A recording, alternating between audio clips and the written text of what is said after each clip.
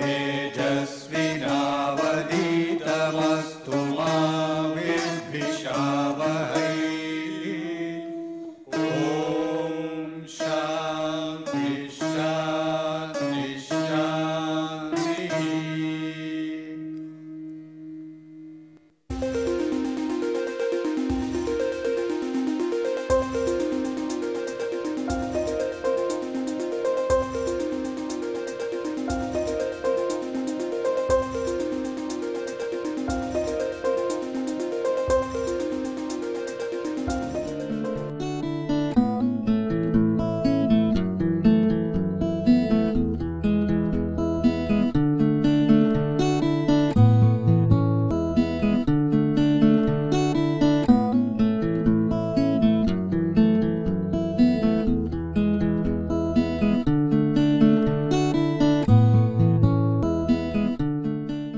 We have seen how to solve a set of linear equations using matrix inversion or by using elimination techniques.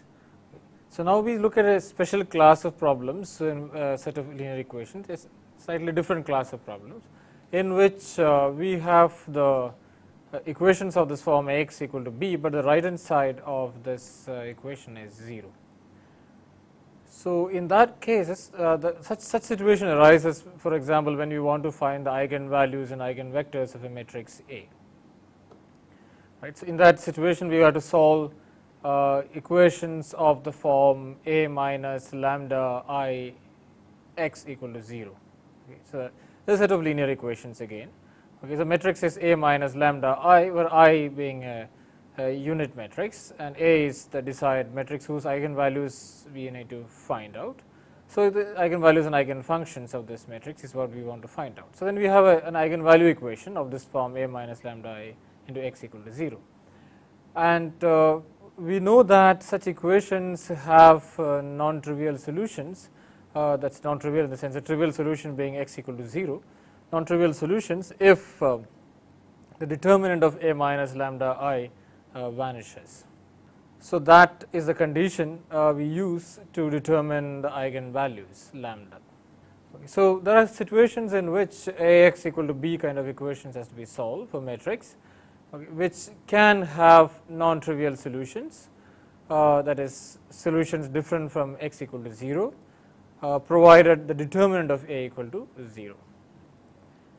So, that is the kind of thing which we want to look at. Okay. So, we would say that we have an equation, matrix equation of this form, right, it's A11 minus lambda x1, A12 A1n and A21 A22 minus lambda x2, etc., and that equal to 0. So, that is the equation which we want to solve, set of equation which we just saw in the matrix form here. Right.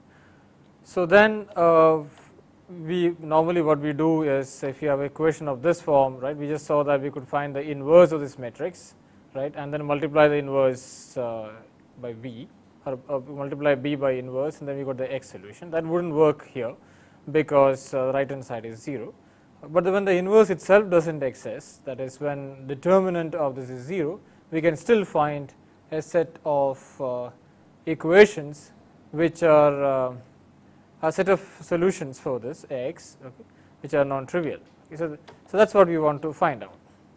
Okay. But constructing the determinant, right, so determinant of A lambda equal to 0, that is what we want to find. The constructing the determinant itself turns out to be non-trivial when A is very large. Right. So, we assume that the determinant A minus lambda I, the determinant of A minus lambda I can be expanded in terms of lambda in a polynomial of this form, okay, and we equate that to 0. So, as I said, what we want to do is to find out the values of lambda such that so we want to find out the values of lambda such that this determinant is 0, right, that's our aim, right. So, such equations, okay, that is polynomial equations of this form, okay, that is when you expand this thing, we get this polynomial equation of this form, and now we need to solve this such polynomial equations. Okay, so that's a discussion which we are going to have today. Okay, how to solve, how to arrive at such equations, and then how to solve. Okay. as I said, there are two problems. The first thing is to actually arrive at such equations, right. So, if you have a large matrix, then converting the determinant into a polynomial of this form itself could be a large exercise. Okay, so, first we will look at how to arrive at or how to construct this polynomial equation from this condition that the determinant of a minus lambda I equal to 0. So, that was the first discussion we would have today. Okay, so, that is what I just summarized here. So, for large matrices, constructing this polynomial itself is a non-trivial exercise. Okay, once we have this polynomial, we can use one of the root finding algorithms to determine the solutions, right. So, we have not discussed the root finding as a general problem, but we will look at that in the specific case of eigenvalue problems. Okay, so, now we will look at one of these methods to construct this polynomial, which is called the Faddeev-Leverrier method. Okay. So, that is this is one of the easiest ways of constructing the characteristic polynomial, that is this polynomial which determines the eigenvalues. So, one of the easiest way to do the construction of this polynomial is using what is called the Faddeev-Leverrier method. We will not go into the detailed derivation or the logistics behind the Faddeev-Leverrier method. We just see how such thing can be implemented and what is that method, what is the algorithm and how this can be implemented, and we will just see a particular case where this has been implemented. So, the idea is the following. So, we want to determine this equation, that is a minus lambda I into x equal to 0, and we want to find the determinant of a minus lambda I, and we want to write it in this particular form. Okay. So, now this is a polynomial in lambda. Okay. So, if you have an nth order matrix, okay, then we will have the order of this polynomial will also be n. Okay. We have a 4 by 4 matrix, the highest coefficient, the highest power of lambda should be 4, right. So, we know that. And then these are the coefficients of those powers, that is, so you have Pn minus 1, P1, P0 as the coefficients of this polynomial. Okay, so this polynomial coefficients will now be functions of the elements of this matrix A. So, our idea is to actually determine this polynomial coefficients. The fact that this equation, the determinant of a minus lambda I equal to 0, the determinant of this particular matrix, that is matrix A minus lambda times an identity matrix equal to 0 can be written in this form is I am sure is obvious to all of us. So, now the question is a good algorithm to determine what is a good algorithm to determine these coefficients Pn minus 1 to P0. The first coefficient will always be 1. The coefficient of the highest power, this lambda will always be 1. Okay, so that's, or we can always write it in this form, let us say. Okay, so now we want to construct this thing. Okay, so what we do is we generate a sequence of matrices whose trace would be the coefficient of this matrix P n minus 1 to P0. Okay, so that's a Faddeev-Leverrier method. Okay, so we'll generate a sequence of matrices called B. Okay, and then if you have n, okay, we'll have B n minus 1 to B0. Okay, so that's what we are going to have, many matrices. So, and the trace of this matrix, okay, would be the coefficient of this particular order. So, for example, this one, the coefficient of the next term, the second term in this polynomial, that is the coefficient of lambda to the power n minus 1 term, that is P n minus 1, is simply the trace of this matrix A. Now, and then so that is where we start with. Okay, so this particular coefficient is a trace of this matrix. Okay, you can prove this. Okay, you can prove this using the Cayley-Hamilton theorem. That is that all characteristic equations, all matrices satisfy its own characteristic equation. So that is what we can use to prove this. Okay, but we don't go into the proof. We are looking here only at the algorithm. So we say that the first coefficient, that is the coefficient of lambda to the power n minus 1 term. So, lambda to the power n terms coefficient is 1, okay, and the coefficient of the lambda to the power n minus 1 term, and that is the trace of the matrix A. Okay. So, first matrix B, that B n minus 1 here, okay, is just the trace, is the matrix itself, A itself, okay, and we take the trace of that. Now, other coefficients are determined through a series of recursion relations of this form. That is now the next one will be B n minus 1 we just saw. Okay, now B n minus 1 is A itself. Now, B n minus 2 is then constructed, or B n minus I in general is constructed from B n minus I plus 1 by this relation. Okay. So, we started with B n minus 1, which is A itself. Now, we take B n minus 2, that is I equal to 2, and that is equal to the matrix A multiplied by B n minus 1. Now, I is 2, so n minus I plus 1 is 1, n minus 1. So, it is B n minus 1, which was matrix A itself, you remember. Now, minus the coefficient which we just now got, that is P n minus 1 multiplied by the identity matrix. So, that is how we construct these matrices B n minus 1s, B n's. Okay. Then we take the trace of that matrix, okay, divided by the I. Okay. So, in this case P n minus 2 we want to construct, right. So, I is 2. So, it is 1 by 2 times the trace of B n minus 2. Okay. So, then we can continue this. So, this is a recursion relation. So, once we have the B n minus 2, we can go back here, right, and we have the P n minus 2 and the B n minus 2. The trace, you remember, is just the sum of the diagonal elements of the matrix. So, sum of the diagonal elements is a trace. So, trace of B is B I summed over I. So, once we have the P n minus 1 and then we go back here, okay. So, we have now P n minus 1 and P n minus 2, then we can construct B n minus 3. So, B n minus 3 is now matrix A times B n minus 2 minus P n minus 2 into I, the identity matrix. Okay. Now, we need to go till I reaches n, that is until we get B 0. Okay. Now, the B 0 finally we get, and the reason that B 0 will be then since now n minus I is 0, B 0 would be matrix A into B 1 minus P 1 of I. Now, there is an interesting, so that then P 0 then is 1 by n times, right, then n, I is n now. So, 1 by n times the trace of B 0. So, I repeat, so we start with matrix B n minus 1, we take that as A. Right. So, the trace of this, that is the sum of the diagonal elements of this matrix, that is the sum of the diagonal elements of the matrix A itself, is the coefficient of the lambda to the power n minus 1 term, and then we continue, right, and then we use first we start with B n minus 1 as A, and then we construct all B n minus i's using this recursion relation, that is A into B n minus I plus 1 minus P n minus I plus 1 into lambda into I.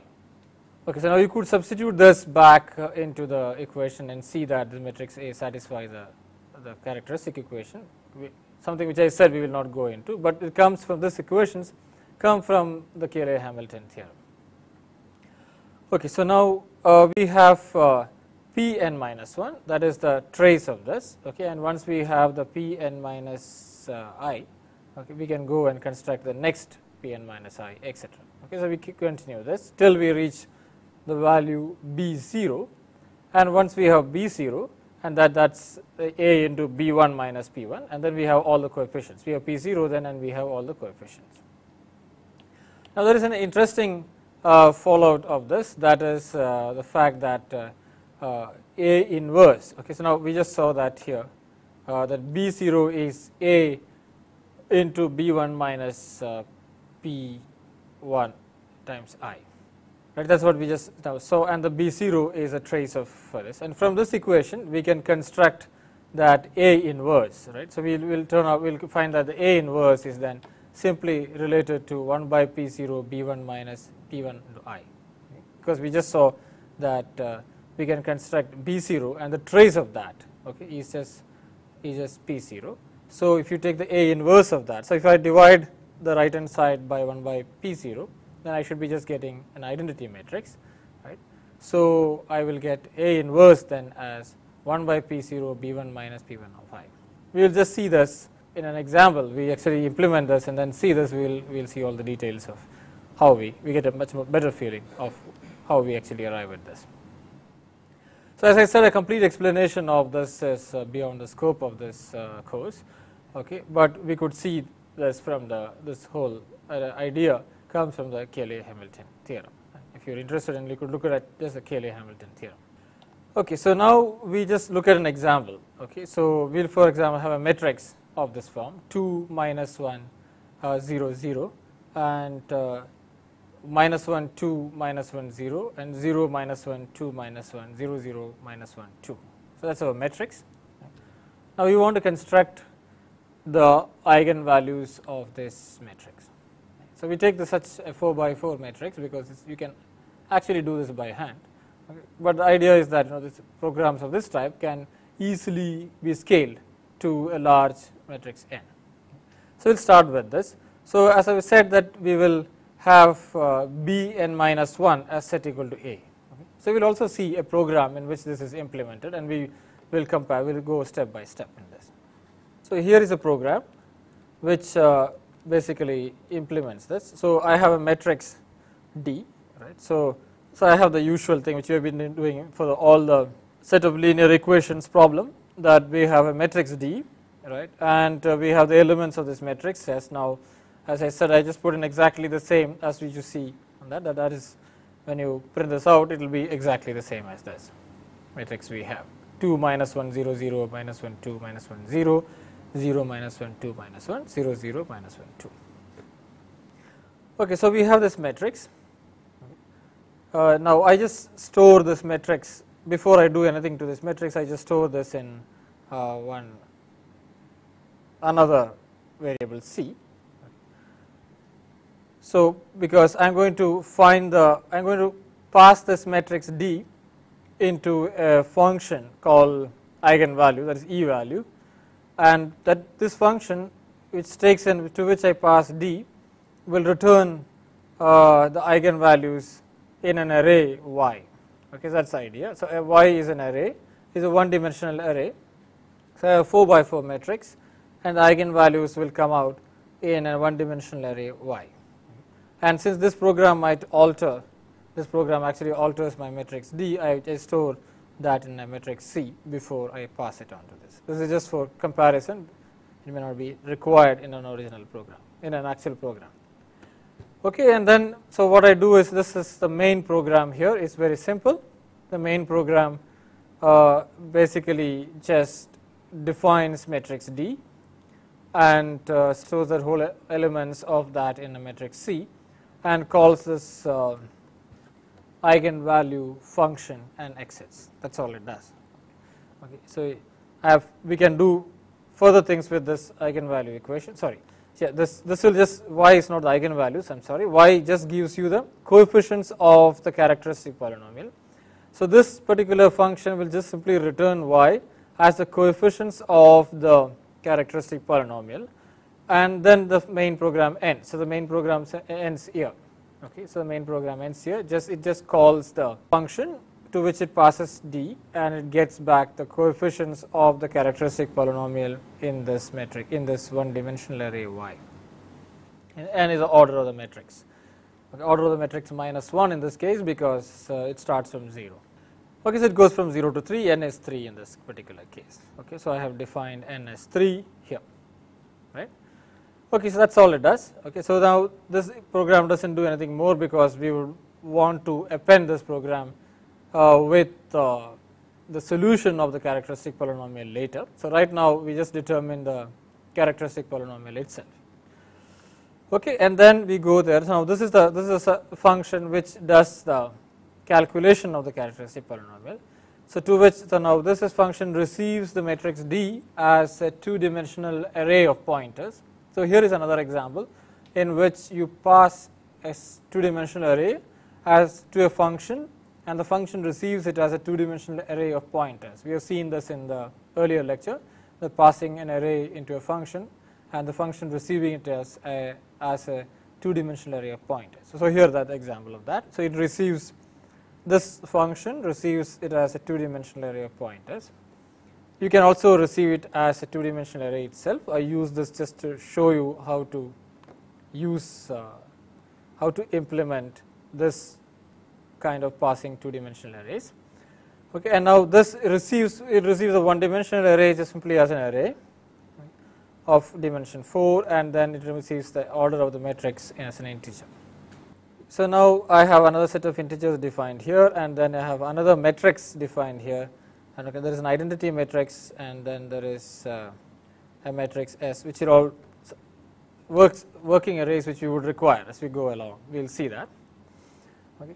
And then this function calls another function, and so there is a function pointer here. This is a function. There is another function, and that is called multiply. Okay. So, this function is basically is to multiply two matrices. Okay. So, this is just this function's idea is to multiply, give two matrices and it multiplies it. We will see that. Okay. And there is another function here which simply calculates -1 to something to the power n. Okay. So, now it receives, as I said, the matrix D, right, and then I just print that out matrix D, such that we will see that it has received it correctly, this function. Okay, so, let us just pass it on to this function and just print that out. Okay. So, first thing maybe we should just see that it actually receives it correctly. So,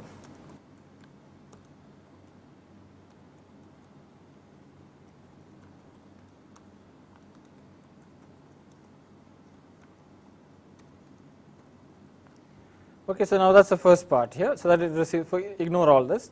So, first part here that it has received the matrix, okay, everything as a floating point number. Okay, so, everything is a floating point number. So, you can see 2 -1 0 0 -1 2 -1 0 0 -1 2 -1 0 0 -1 2. It is the same thing which you have just written down. Okay, so, then what we do then is to the matrix S. So, now we have to construct, our idea is to construct this matrix as B's, okay, which I call S here. Okay. So, the first order, the first matrix is simply the matrix D itself, right. So, that is what I am doing here. Okay. So, in this loop that M goes from 0 to n, as I said, now it goes from 0 to n, that is the order of the matrix, n is 3. So, the order of the matrix is 4, and J goes from 0 to n, and then we have this matrix S is simply the same as matrix D. That is what B n minus 1 was, remember, is the matrix D itself, right. So, this is B n minus 1 now, the S, that is matrix D itself.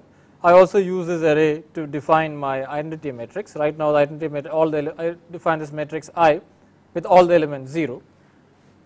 That is what we have now. So, I just define a matrix here which is all the elements 0. We will see the use of this right in a little while.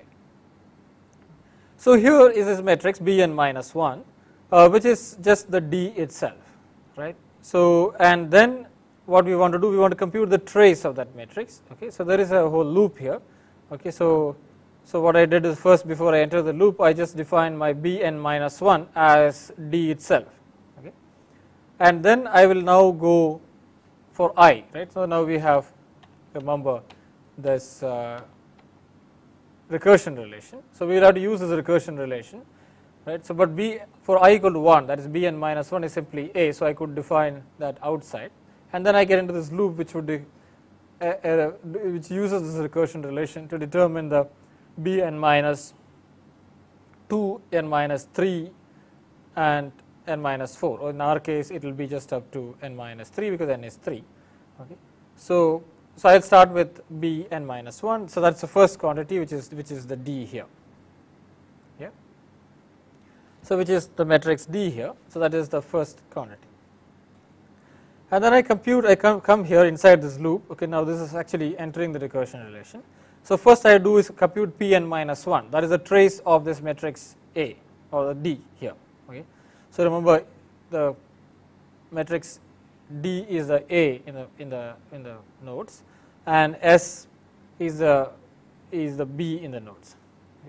Okay. So, now I use this S, I compute the trace of that. So, I define x equal to 0 here, and then sum all these quantities, right. So, I sum all the diagonal elements J j, So all the diagonal elements of this matrix S is summed here, okay, and that sum, so this loop ends here, okay, as you can see, this is simply a loop which ends here, right. Okay, so that's for all the j values, okay.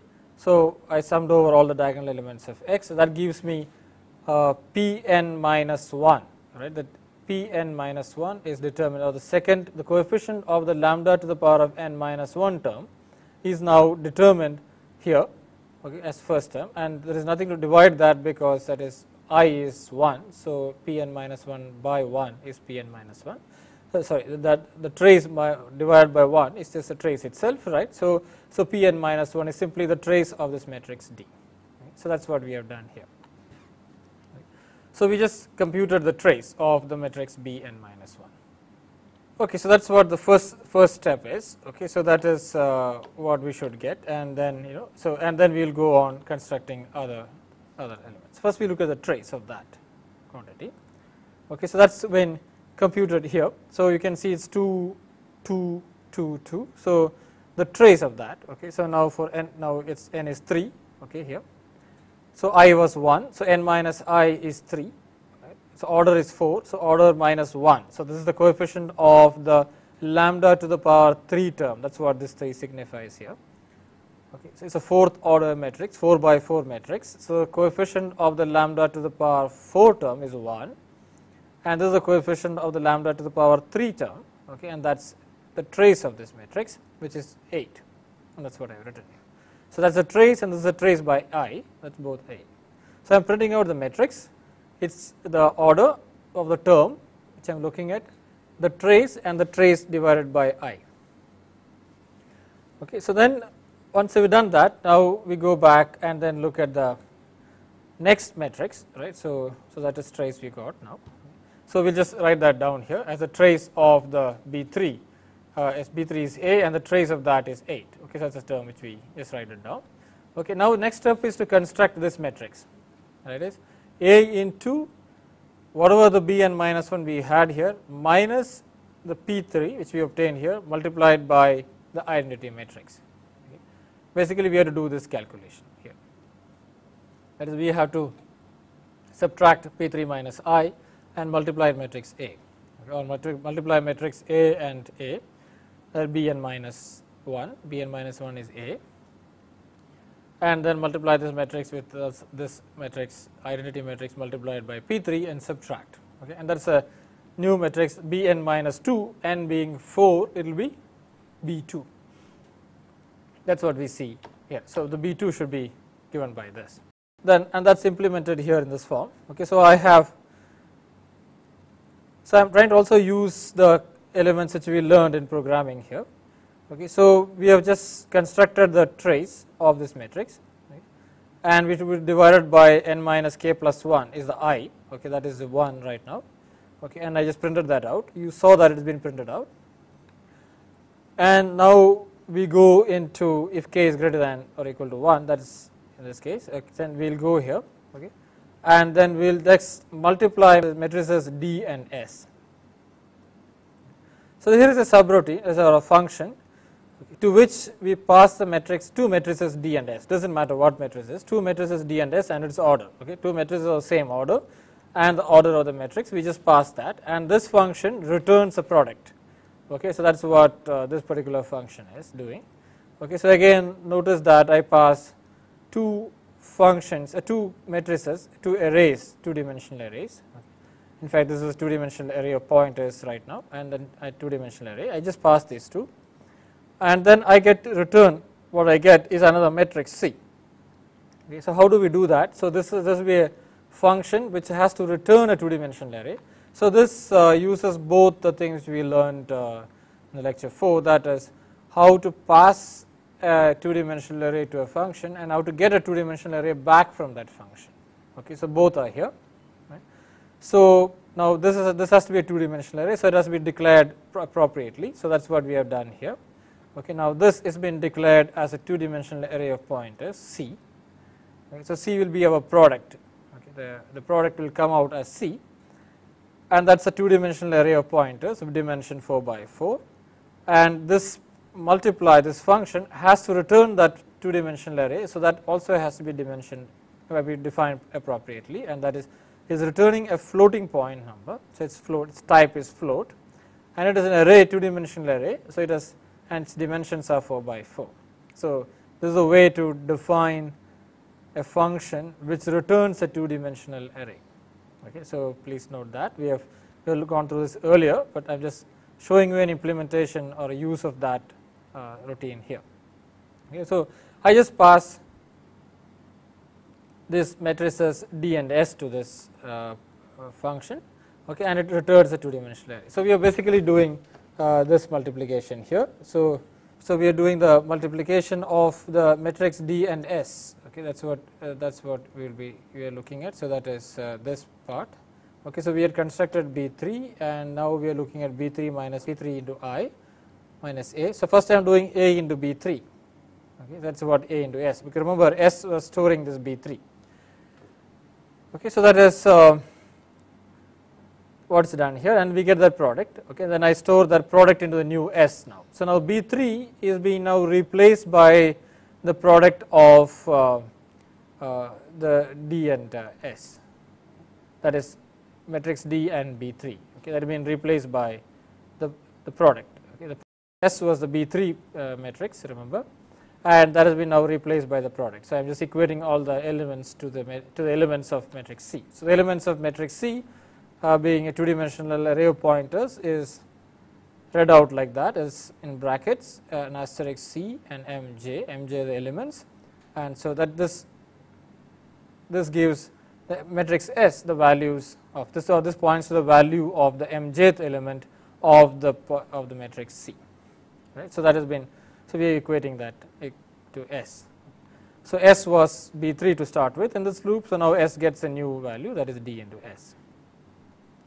So, now we have to construct the second product, that is we need to construct P3 into I. Okay, so, that has been done here. Okay. So, then I go again and then do the product D and I, that is matrix A and I, the identity matrix, right. The identity matrix, now remember it was identity matrix to start with. Okay, so, now the idea is that all the diagonal elements of the identity matrix are now replaced by the y of k. Okay. So, now y of k, you remember, was the P3, right. Okay, so, I have replaced this y of k. So, that is P3, k is 3 here. Okay, so, remember we start with k equal to n. So, k was 3. Okay, so, now P3 is now in the y of 3.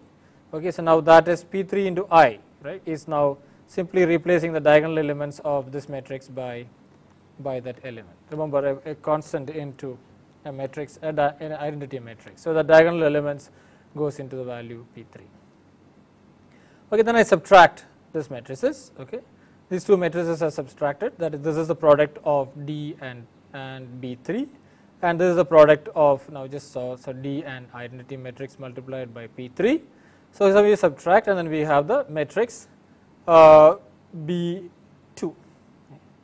Okay, now this looks tedious here, but once we have written this one round, and then the rest of the things follows, right.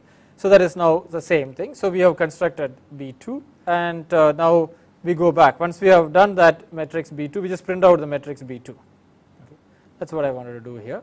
So, I just print out the matrix B2 here, okay, and you can see that is the matrix I just print out. So, that is 11, 4, 1, 0, 4, minus 10, 4, 1, 1, 4, minus 10, 4, and 1, 4, minus 11. Okay. So, that is a matrix B2 which we have got. Then we have to compute the trace of this. The trace of this is 42. Okay, that is a trace. That is what we put it here. So, n minus 2 it is. So, this P n minus 2, and so the P n minus 2, and then once we have constructed this matrix, we are simply going back from here. This loop ends here. Okay, so, we go back here, right. We go back here in this loop, okay, into the k loop, and we will, so we are going back here into this loop. Okay, after we print out this matrix, the B2 matrix, now B3 has gone to B2, all S is now replaced by B2. Okay, it was B3 before, now it will become B2, and then we go back, this loop ends here, and it goes back here and computes the trace. Okay. Now once you have the trace, now we have to divide it by n minus k by plus 1, that will be now 2. Okay, so now we have to divide it by 2 because our I in this program is 2. Okay, so the P2 is the trace of B2 divided by 2. So that's what you're going to get here.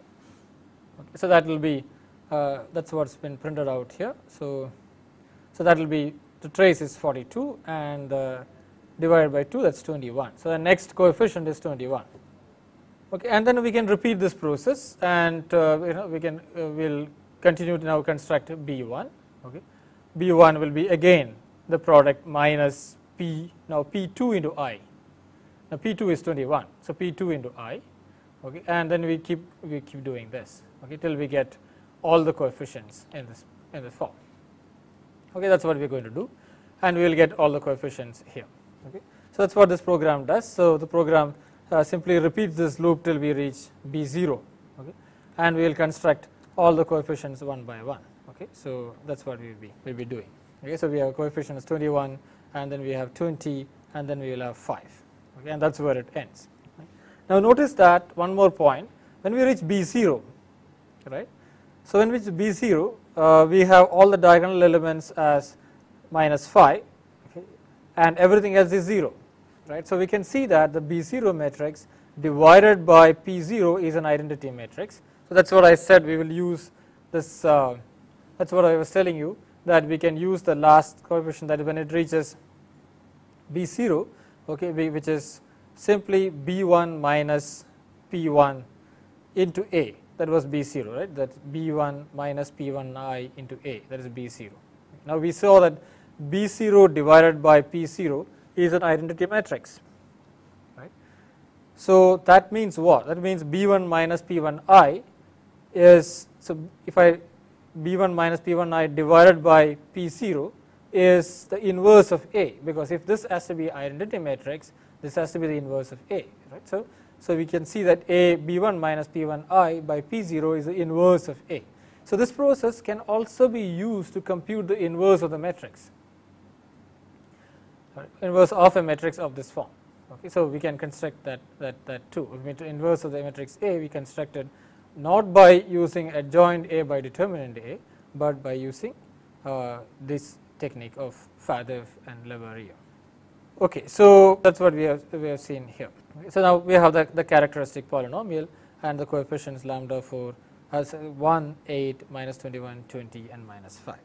Okay, so we have this coefficients, we have the polynomial, and now what we have to do is to just go ahead and solve it. Okay, now that's also a non-trivial exercise, because if the n is very large, we will have a very large polynomial, and then we have to find out all the roots of this polynomial. So if n is the order of the polynomial, we will have n roots, and we have to determine all the roots.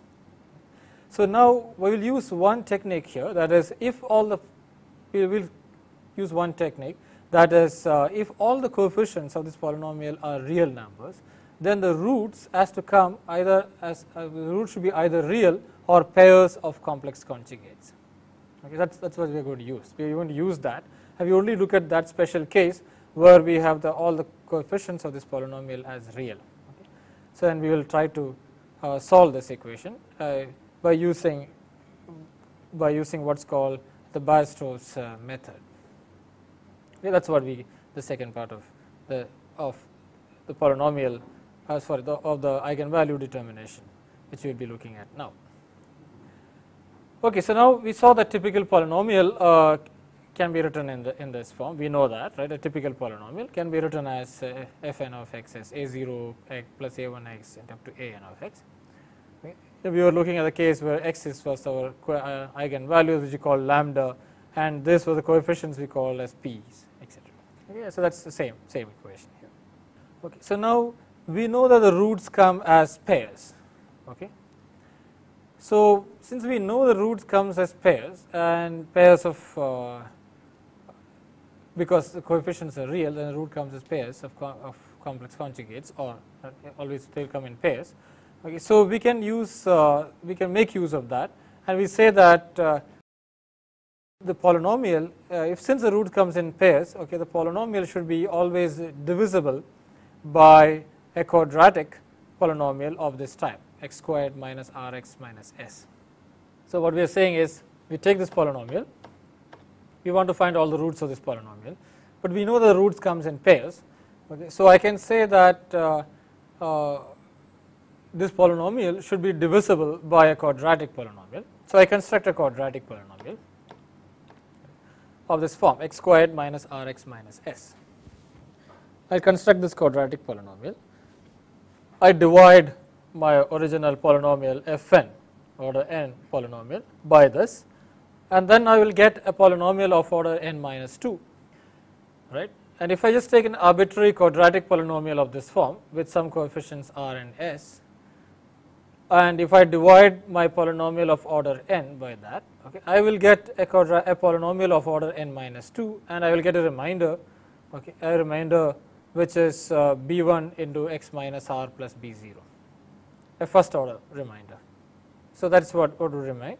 Okay, so, you have a polynomial and a remainder, and then what we need to do is determine this b1, bn minus 1 up to b2, right, and then b1 and b0 would be in the remainder. So, now if this is an exact divisor, okay, that is if x squared minus rx by nss, this quadratic polynomial is an exact divisor of the nth order polynomial which we had, and then this part would be 0, this r would be 0, right. Okay, so, the r will be 0. So, what we have to do is determine this r and s such that there is no remainders left, right. So, we need this b1 b0 to go to 0. So, we have to choose r and s such that b1 b0 is 0. So, that is the whole idea behind Weierstrass method. So, and because we know how to construct this polynomial, if you know the coefficients of this polynomial, okay, that is a's, the original polynomial coefficients are written as a's, if you know all the coefficients of this polynomial, and then if I choose an r and s, I know what the values of b1, bn minus 1 and b2 are. Okay, I can write down this equation for this, okay, and I can also get b1 and b0 from that, and then I can make sure I can tune my r and s such that this goes to 0. So, that is what we are going to do. Okay, so, here is a simple recursion relation for again for that coefficients. So, we have bn's as the an, okay, bn minus 1 as an minus 1 plus r bn, and bi in general as ai plus r bi plus 1 plus sbi plus 2. Okay, so, now remember what bn's are. Bn's are the coefficients of the polynomial which you obtained after dividing the original polynomial by the quadratic polynomial. That is, we will go back again and then please take note of this. That is, we had this polynomial which had a0 as a coefficient of the x0 term and a1 as a coefficient of x to the power 1 term, a2 as a coefficient of x to the power 2 term, or in general an was the coefficient of x to the power n term, right. And then we divide this by a quadratic polynomial, and then we had bn as a coefficient of the n minus 2 power term. Okay. So, that is what please note that. Now, we have written our notation is that bn is now the coefficient of the n minus 2 power term. Now, we will divide this further. Okay, now we will choose this as our original polynomial. This will become an minus etc. minus 2 an minus 1 etc. and then divide again by quadratic, and then this becomes the coefficient of the x, the highest power become n minus 4. We will continue with that way. So, the notation is that bn is now the coefficient of the xn minus 2 term. So, once we have one loop, and then we can just continue the loop and determine all the coefficients, all the roots, right. So, okay, so that is what we are writing here. So, we are writing the bn is equal to an, that is the coefficient of the x to the power n term is the same as the coefficient of the x to the power of n minus term obtained after dividing the nth order polynomial by a quadratic polynomial, and the n minus 1 term, the n minus 1 term which is the coefficient of the n minus 3 term, that is bn minus 1, is a coefficient of the x to the power of n minus 3 term in the polynomial obtained after dividing. That polynomial that is equal to a n minus 1 plus r times b n, where r, remember again, is the coefficient of the linear term which we use to divide of the quadratic polynomial we use to divide the polynomial. Okay. So please note down all of this. Okay, and then you have so now we can construct this series of b's from that. So for example, b is, let's say we have an nth order polynomial, we have n equal to 4, so b4 is a4, b3 is a3 plus r times b4, etc. And we can keep on, and then n minus 2 onwards we use this equation. For n and n minus 1 we will use this, if n minus 2 onwards we will use this equation. Okay, so again, so we assume that the solutions comes as complex conjugate pairs. So the solution would be obtained now by just simply, so what we done at the end? At the end we write the polynomial fn order n as polynomial fn minus 2 multiplied by x squared minus rx minus s, right? And that's equal to 0.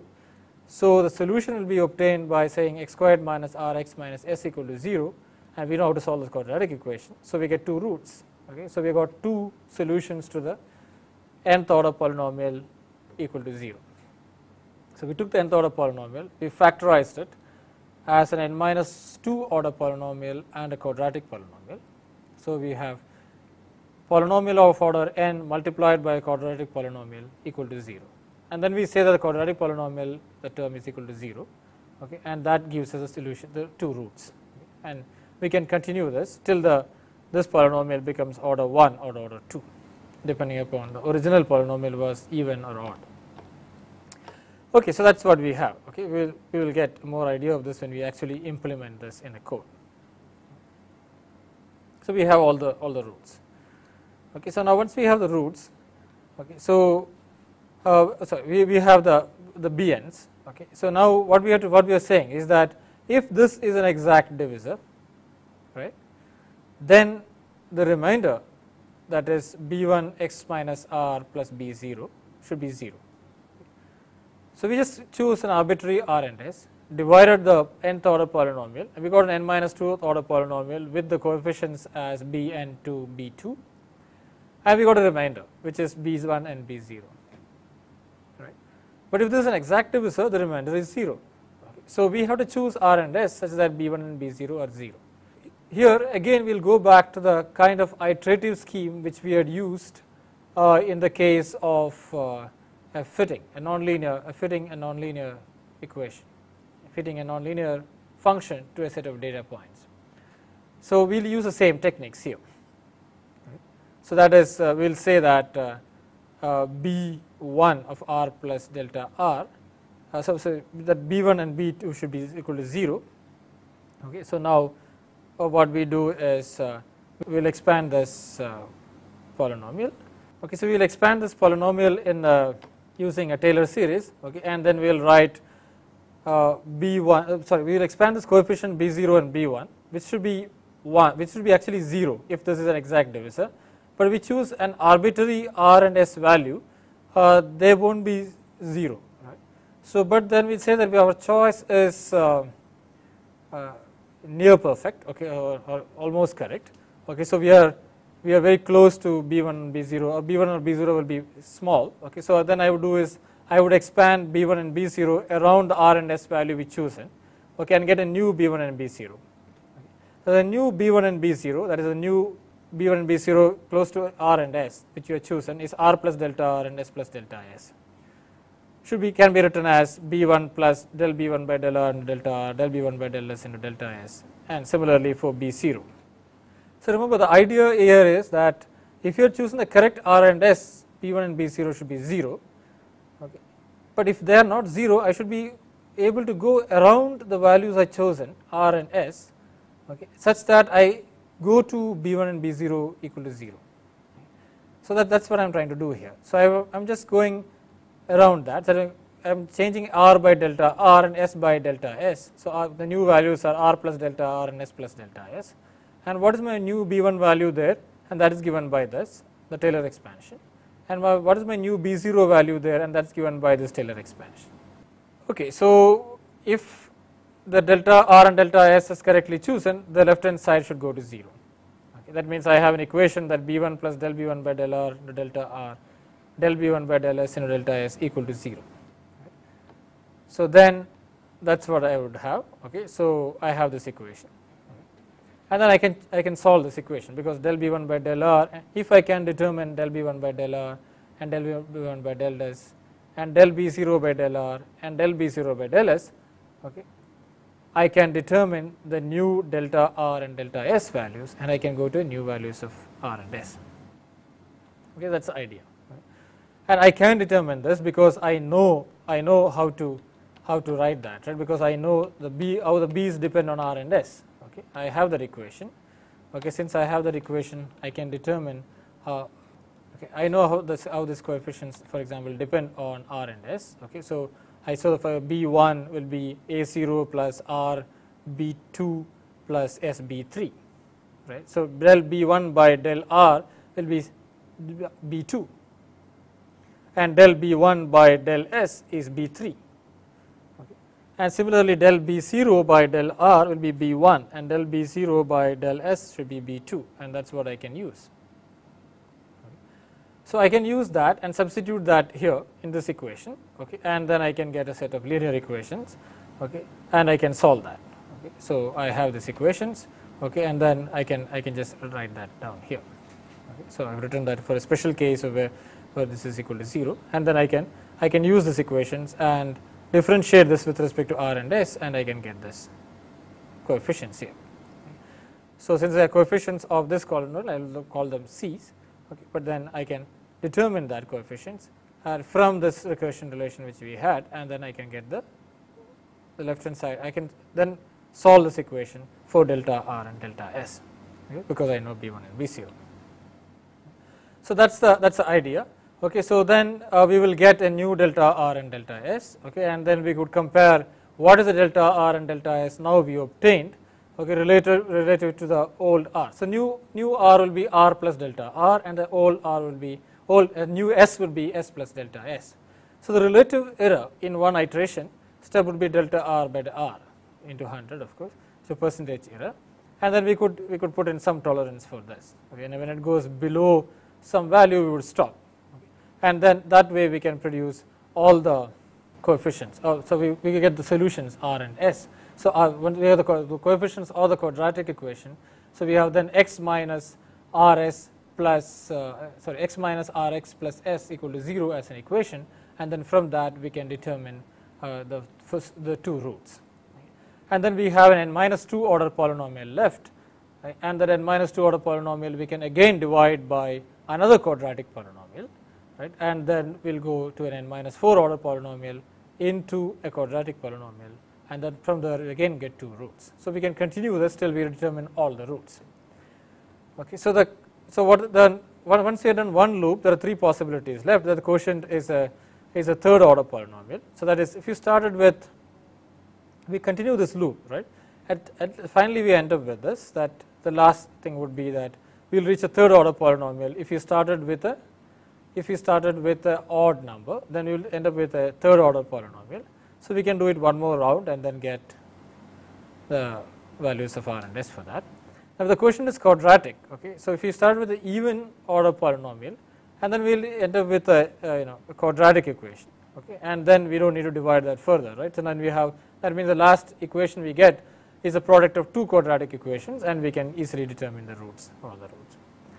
Now the quotient is a first order polynomial, that is one of this can occur, right? We will end up in a third order or a first order polynomial, and then the remaining single root is simply x equal to minus s over r. So in the case of the fourth order polynomial which we were discussing, we just need one division, right? Because once we divided one round, okay, so we have only a quadratic polynomial left, okay, and then that means we write the fourth order, if you use Bayer-Strauss method, and we have this fourth order polynomial which we are discussing, we can write that as the product of two quadratic polynomials, okay, and we have all the solutions left, and that's something which we would be looking at, right? We will implement that in a code, and we will actually evaluate those coefficients. This is not the only way of determining the eigenvalues. There are other methods of determining the eigenvalues also, and eigenfunctions also. So we will discuss some of those methods briefly, not in so much detail, and briefly we will for example, we will see what is called the power method for determining eigenvalues and eigenfunctions. And this method actually uses the fact that the eigenvectors form what is called a complete basis. That is, if you have a matrix and if you know all the eigenvectors of the matrix, okay, they form a complete basis. That is, any other vector we can express, okay, in terms as a linear combination of these vectors. Okay, now each of this x1, x2, xn I am mentioning here for an nth order matrix is a vector by itself. They are column vectors. X1 is a column vector, x2 is a column vector, etc., and they form a complete basis, okay, with eigenvalues lambda 1, lambda 2, lambda 3, etc. That is, if you given any arbitrary vector v, okay, I can write that as a combination, linear combination of these set of matrices, this set of column vectors x1, x2, x3, etc. And and now if you take a matrix and multiply the matrix, the desired matrix A, and multiply this vector by that, okay, and then we will get we can get an equation like this. It's a new vector v1 would be matrix A times v0 plus a1 into, because we have expressed v0 as a1 x1 plus a2 x2 a3 up to a and xn. Right? So when you multiply it by a, then you will get an equation of this form. But we know that x1, x2, x3 are eigenvectors of the matrix A. That means ax1 I can write as lambda 1 x1 and ax2 I can write as lambda 2 x2, etc. So I will get an equation of this form on the right hand side. So I had an arbitrary vector v0 which was expressed in terms of the eigenvectors.